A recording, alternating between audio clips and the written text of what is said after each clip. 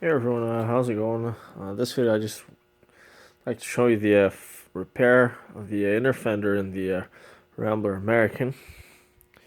And that's the work I've done so far.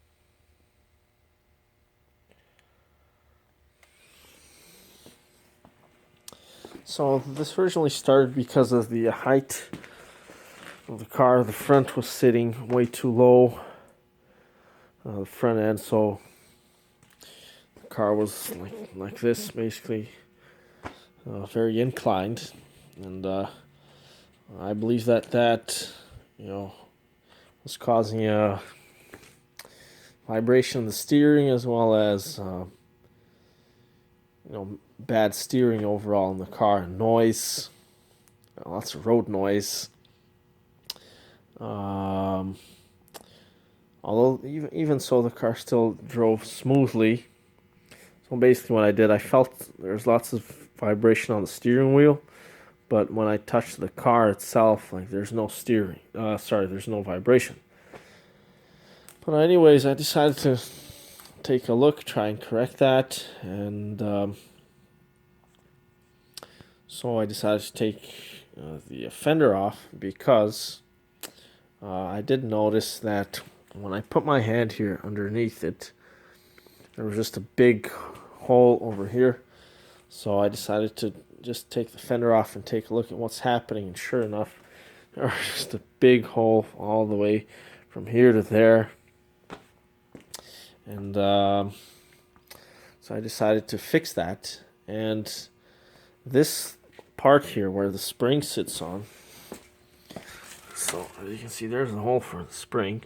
And basically what happened was the hole, like that seat, was inclined like this, and it was inclining the spring.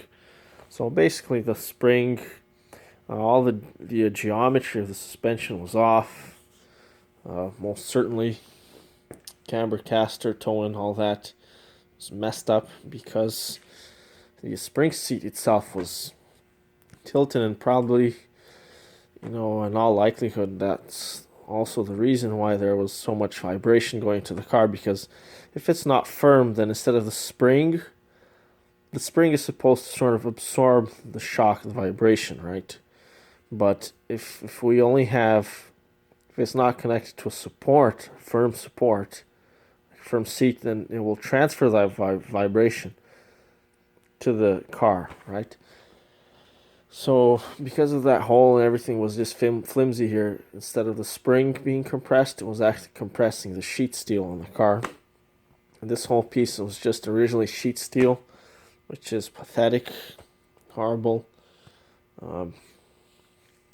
So what I've done is, as you can see, I welded a pipe in, and I decided to fix that before anything else, because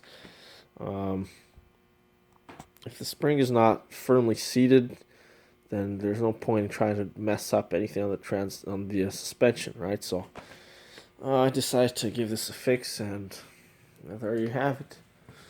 It did take a hell of a long time. And the problem, what happened was, rust developed from under here because water gets into here, and it's supposed to exit through a pipe here at the side. But under this part here, I'm not exactly sure what it's called. You can see there's a hole there.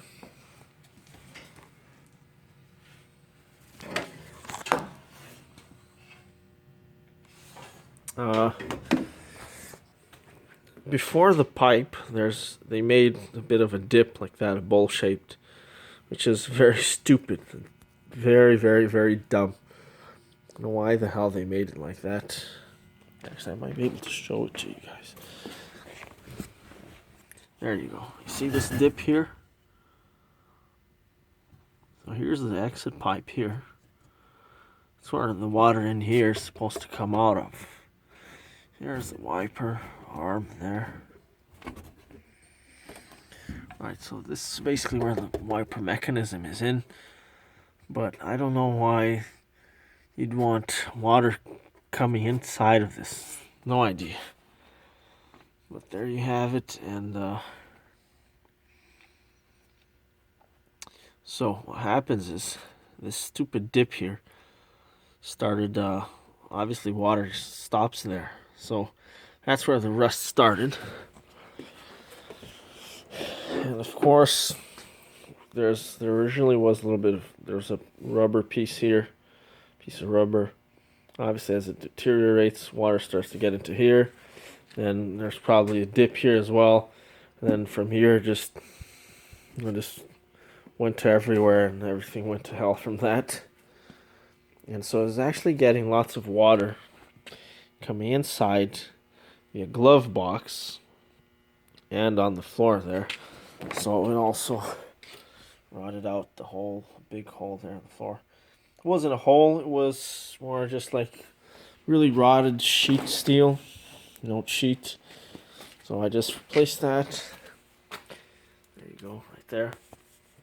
And so, you never think that a small dip would have such a huge effect on a car, but I mean, once again, this is nothing compared to modern cars. But see, the problem with cars is that they're not built by mechanics, they're built by engineers and people that have no clue as to the defects and the problems and how a car works.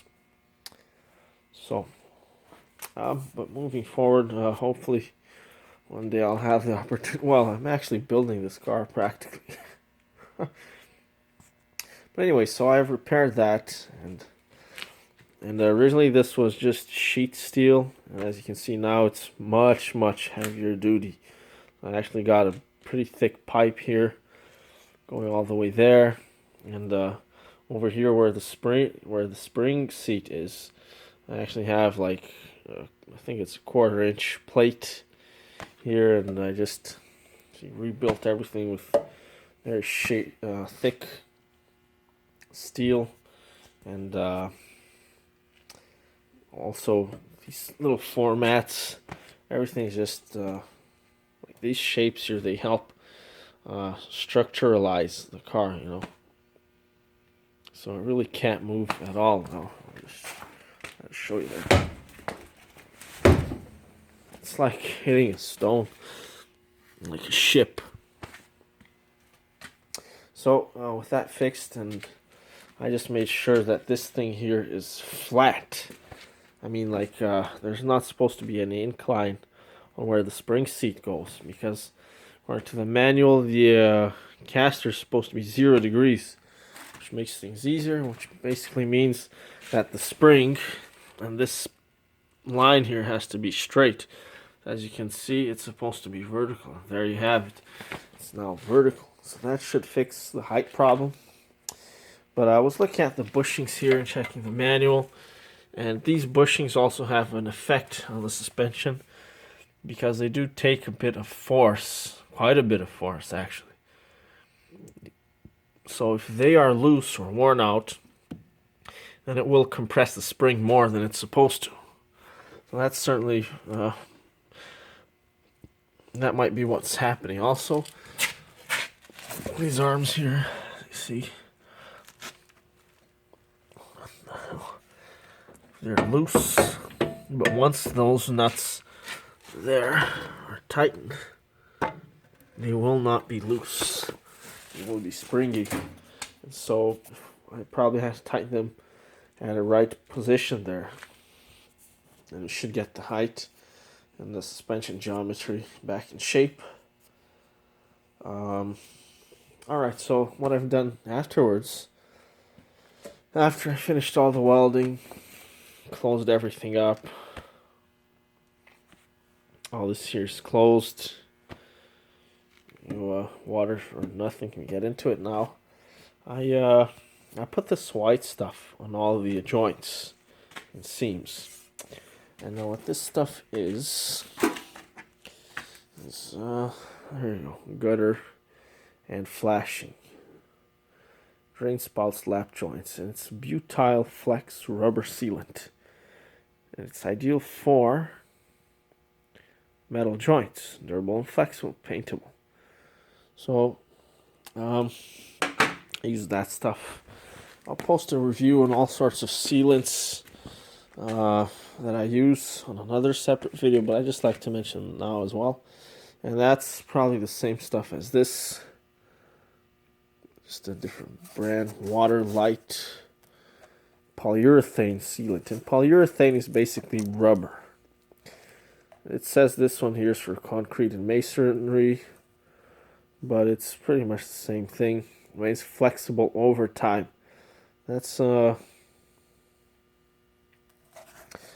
really important aspect here. And right now it's pretty dry. And as you can see, it is very, very sticky. And once it dries, it's sort of like it's a very rubbery texture. Just imagine like a soft rubber. Almost like a hard bubble gum sort of thing. That's the best way to describe this, bubble gum. And I was going to use it for something else. I was going to use it as a sealant for here and for the weather stripping around the doors and such, and to glue the rubber down here as well. But that would be too much, so I decided to use it on the joints. And this stuff will pretty much last forever. It's just extra precaution. I could have just gone and used the asphalt tar stuff, rubberized asphalt. However, that stuff eventually, there are some spots where it might crack, might become hard and crack. But you wouldn't have. We're talking about decades here, all right? But this stuff will certainly stay along forever. And once again, I think it's called like butyl rubber. It's basically rubber, right? And you can just get this at Home Depot or Canadian Tire, places like that. Construction section. Gutter and flashing. The other one says just says big writing there, polyurethane sealant. So, and they feel like exactly the same texture, the same everything. And it does provide a very nice finish. Very strong, very flexible and sticky. It won't come off.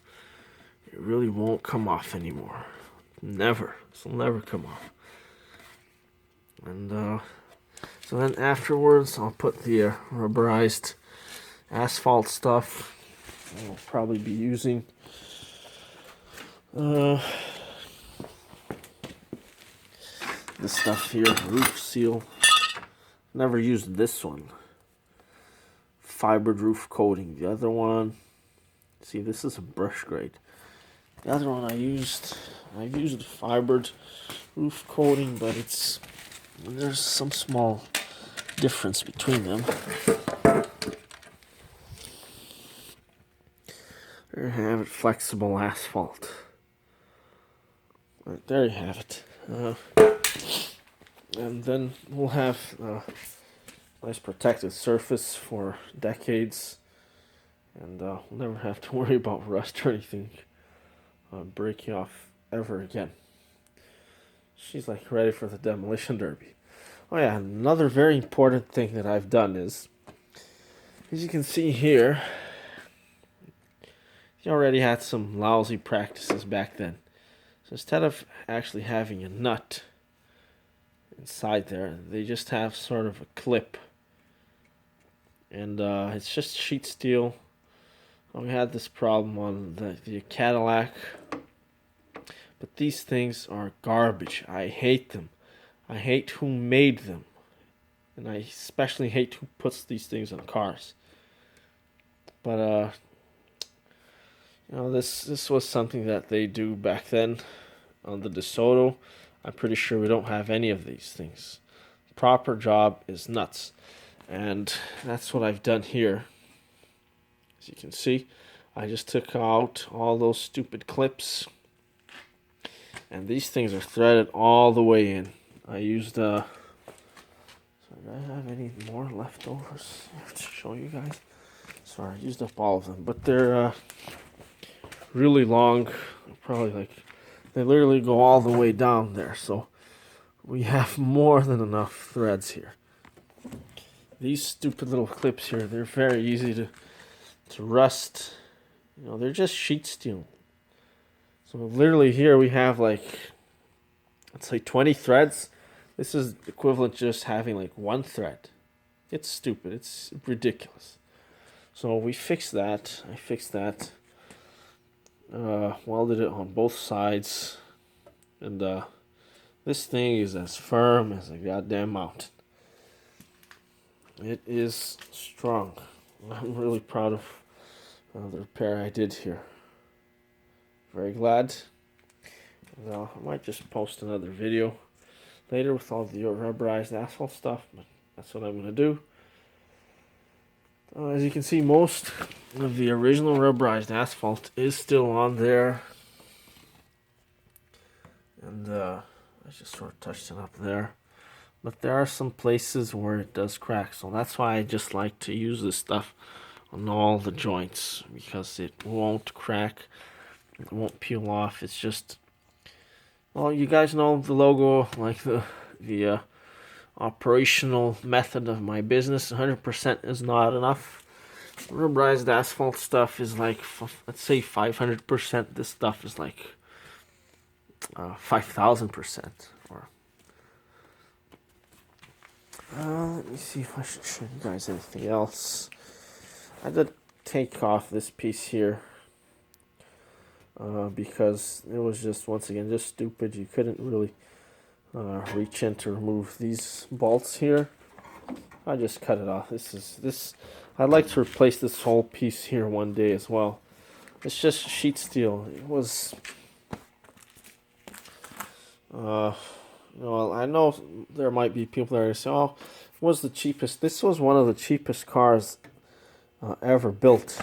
But it was also one of the most reliable ones.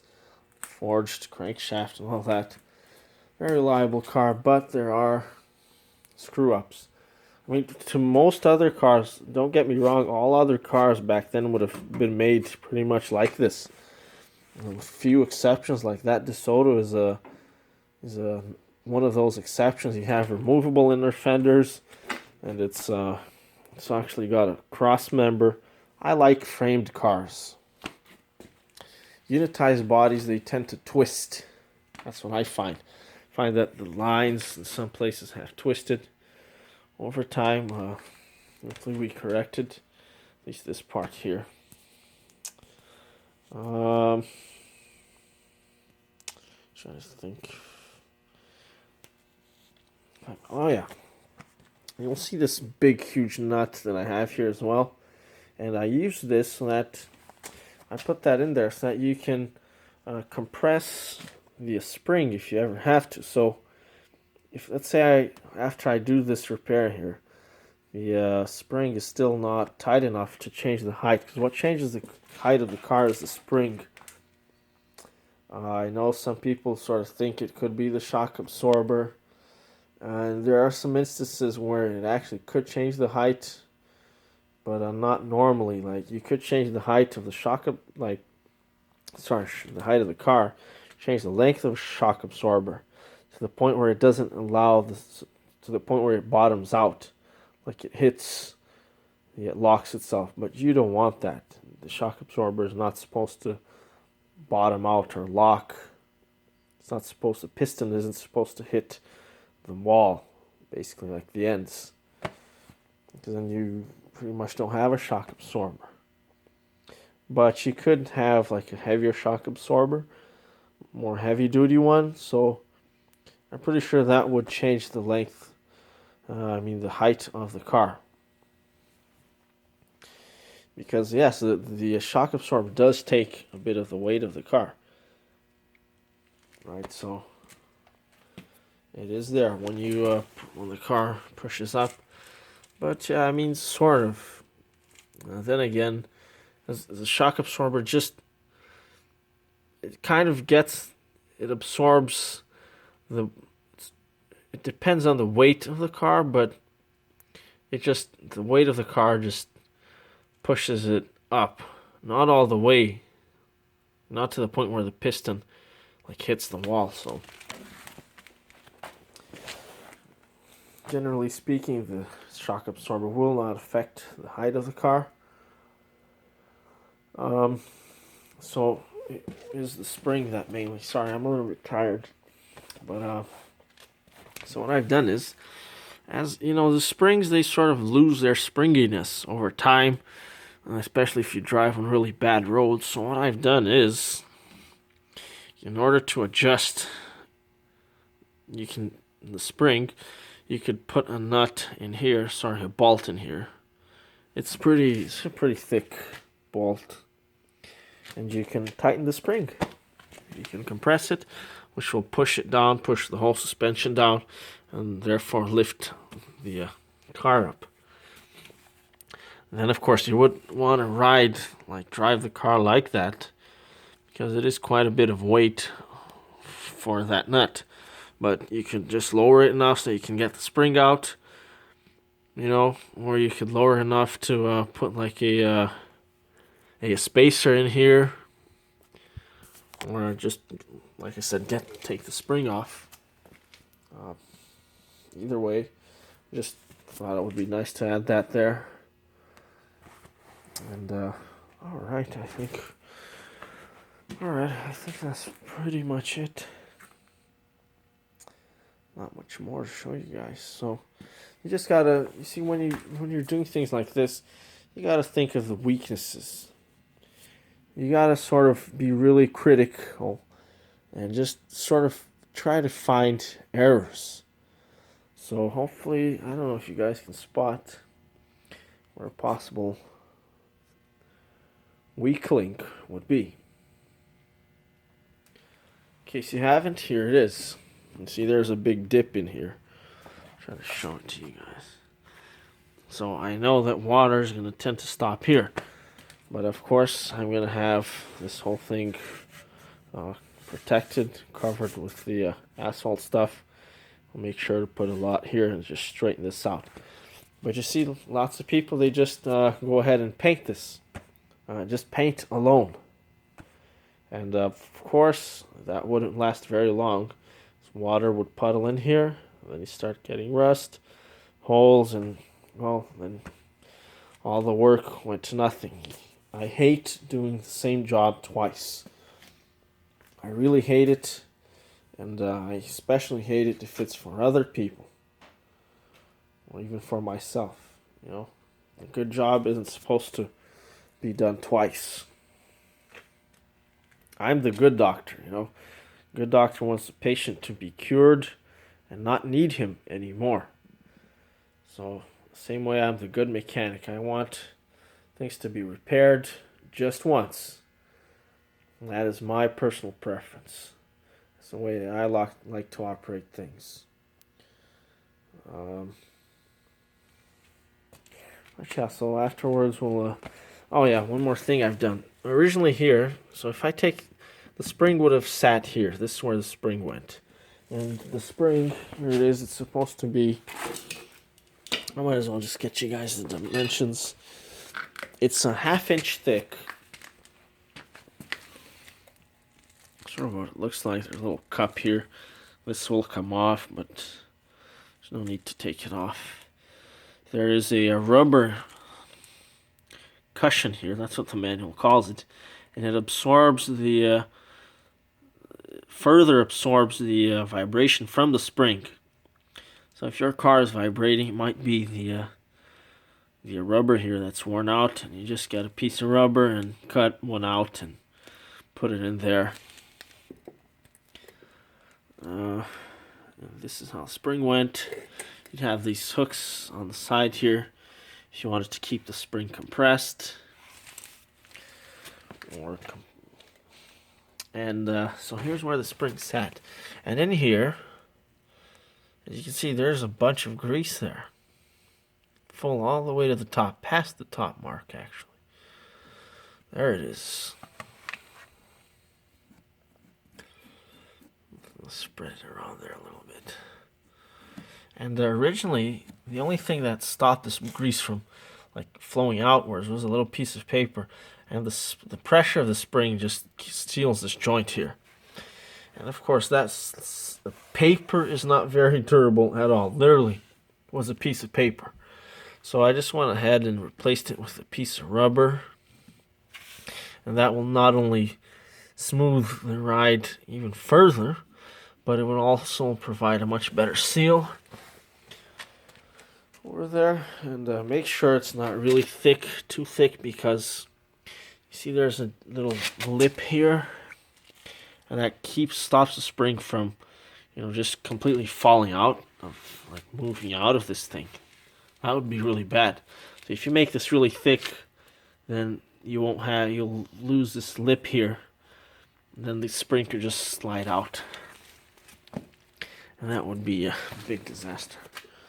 Wouldn't want that. So yeah, I'll just get you guys the measurements once again. Spring measures 1/2 inch thick. I'm pretty certain it's 18 inches long.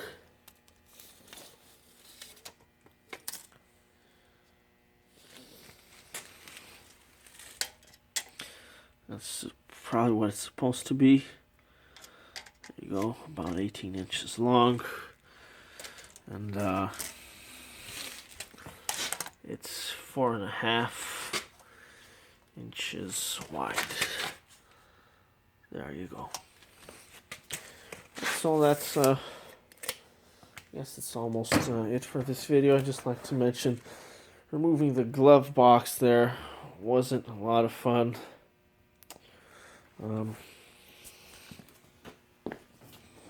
Also have to remove the trim that went here and loosen this bolt, this nut here.